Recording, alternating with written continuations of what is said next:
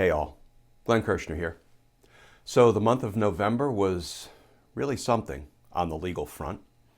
It started with Donald Trump falsely claiming that the FBI had cleared him of all wrongdoing in connection with the insurrection. And the month is ending with the House Select Committee investigating the Capitol attack having conducted more than 250 interviews and preparing to go public, to begin presenting the testimony publicly so we the people can see with our own eyes what went on. And it's also ending with one of Donald Trump's nefarious Department of Justice officials, Jeffrey Clark, preparing to invoke his Fifth Amendment right against self-incrimination regarding the crimes he committed in attempting to overturn the presidential election results. And yes, friends, I know it feels like an eternity, but I am more convinced now more than ever that we are moving in the direction of accountability and, yes, justice. Here's a short recap of the legal stories for the month that was November 2021.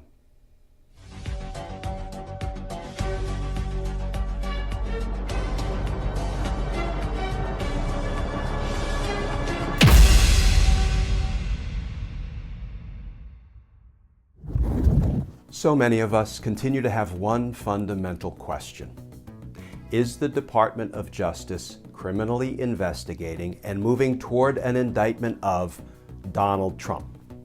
Well, you know, friends, the more time that passes, the more it feels like that precise question may end up being beside the point. Let's talk about why that is. Because justice matters. We have miles to go on the justice front, but we'll get there together. Here's a short recap of the legal stories for the month that was October 2021. So Donald Trump's lawyers just filed a brief in court falsely suggesting that both the FBI and a Senate committee have cleared him of any wrongdoing in connection with the insurrection. I suspect the presiding judge, Tanya Chutkan, will probably have some questions for Donald Trump's lawyers in that regard. Let's talk about that, because justice matters. So I was in court today watching Donald Trump's lawyer argue desperately that the House Select Committee investigating the January 6th attack should not be given evidence that might show what Donald Trump had to do with that attack.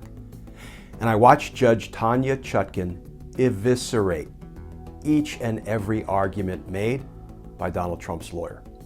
Let's talk about that. Because justice matters.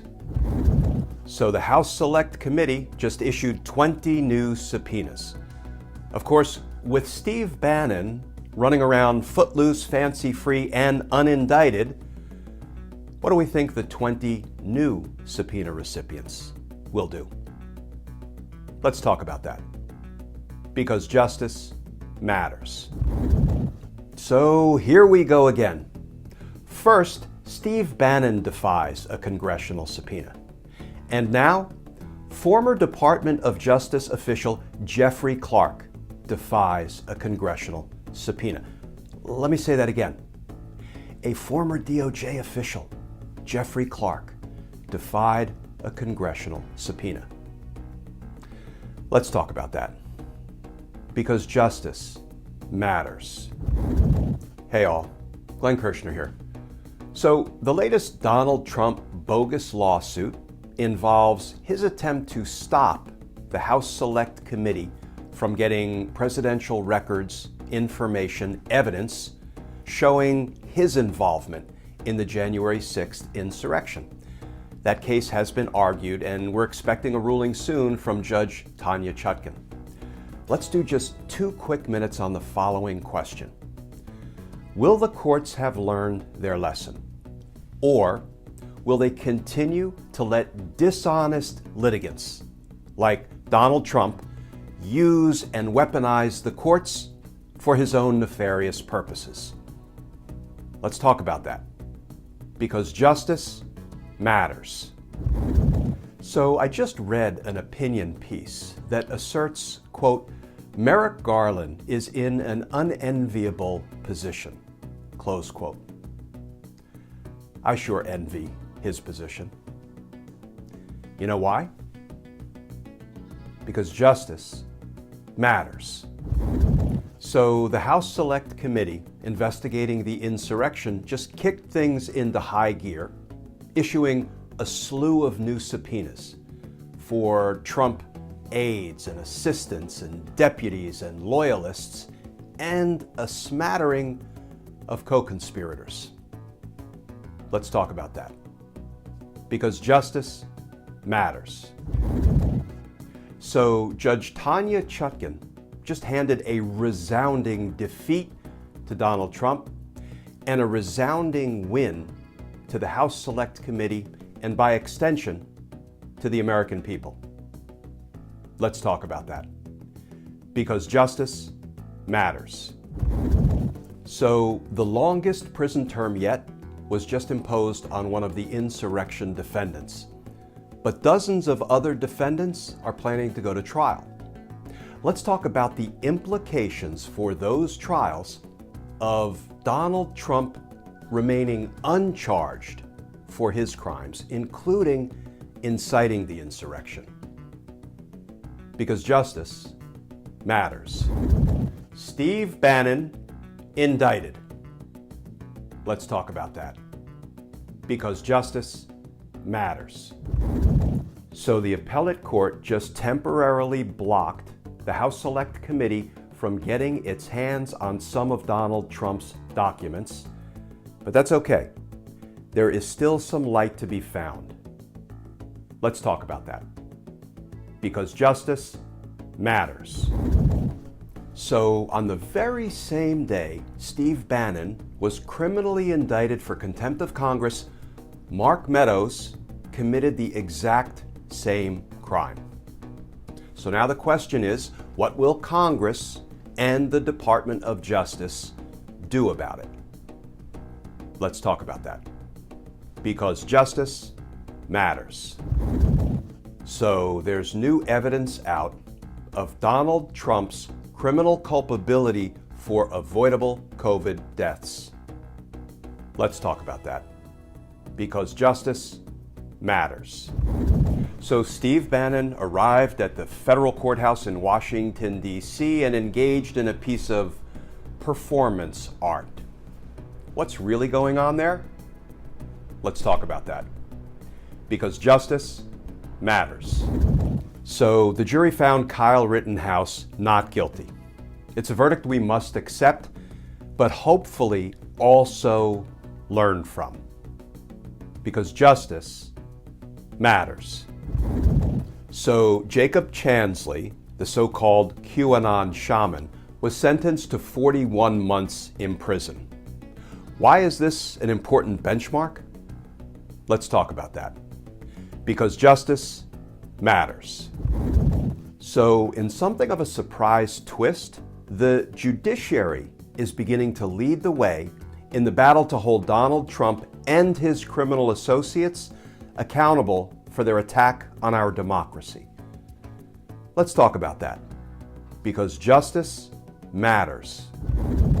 So it's being reported that, are you sitting down? Donald Trump is being investigated for even more financial crimes in New York. Let's talk about that. Because justice matters. So a new batch of congressional subpoenas makes clear that the House Select Committee is working its way up the insurrection food chain. Let's talk about that. Because justice matters. So justice, or at least accountability, came today in a Georgia courtroom when a jury convicted 3 white men of gunning down, murdering an unarmed black man, Ahmaud Arbery. Let's talk about that. Because justice matters. So, is the federal government criminally investigating Donald Trump? Well, the answer to that question from one of Donald Trump's own partners in crime is a resounding yes. Let's talk about that. Because justice matters. So how many times can a villain make an appearance in a movie? Well, Roger Stone is back with yet another subpoena. What's likely to happen next? Let's talk about that. Because justice matters. So let's talk about Steve Bannon, Mark Meadows, burner phones, and other assorted crimes and criminals. Because justice matters. So let's take on some J6 updates regarding some of the dregs of Trump world. Steve Bannon, Roger Stone, and Alex Jones. Because justice matters. So let's take on two news stories. First, there's some new reporting about Donald Trump's robust involvement in the conspiracy to corruptly overturn the election's results. And two, now that Steve Bannon is being criminally prosecuted for contempt of Congress, it appears that Mark Meadows is changing his tune, and he's now cooperating with the House committee investigating the January 6th attack.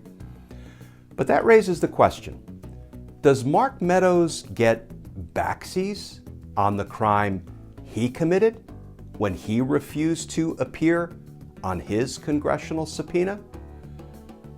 Let's talk about that, because justice matters.